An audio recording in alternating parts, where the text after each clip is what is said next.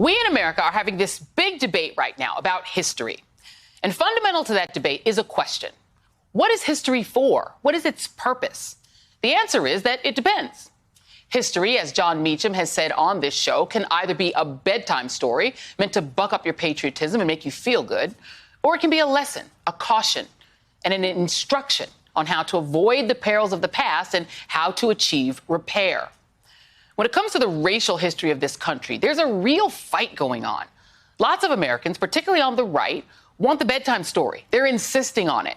And so they're in a knockdown, drag-out fight to shut down intellectual pursuits like critical race theory, which simply asks how our racial history intersects with the construction of our laws, or journalistic historical reckonings like the 1619 Project.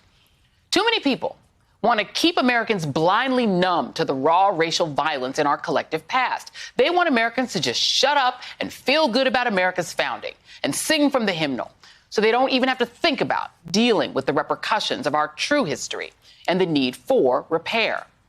They want to keep comfortably living off the profits of what Ta-Nehisi Coates rightly calls piracy, with no one ever asking to examine the contents of the loot box. But the past just won't die.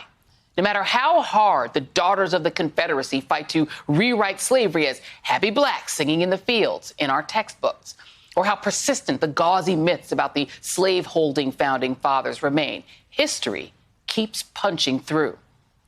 Many Americans needed the Watchmen to teach them about the 1921 race massacre in Tulsa, Oklahoma, in which a white mob burned, shot, and used military planes to firebomb the Greenwood district, where black families had created a successful, comfortable little community decades after enslavement.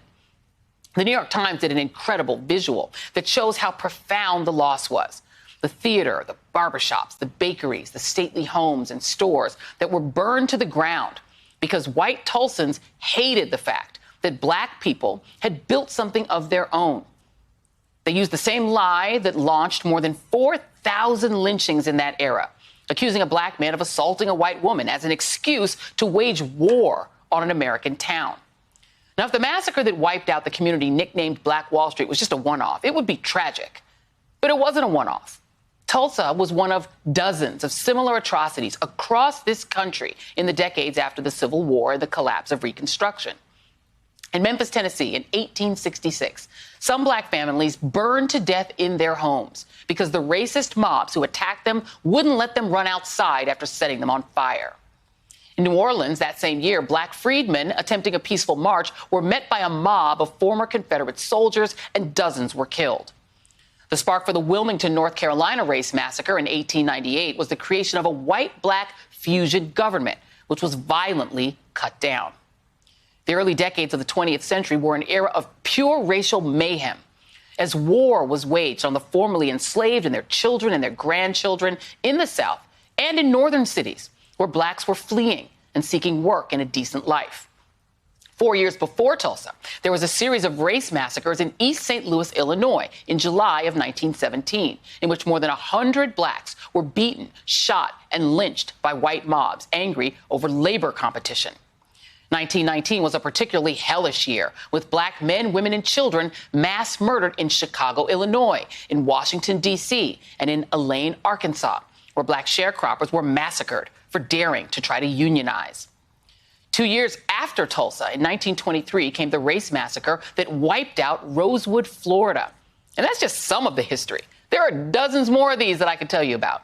And you've probably never heard of any of them, because Americans don't do history. We do bedtime stories. And that's why we don't really understand why we are the way we are.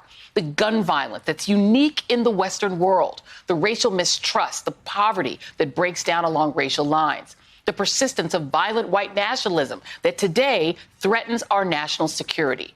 These things have deep, ugly roots, inextricably tied to slavery and its aftermath.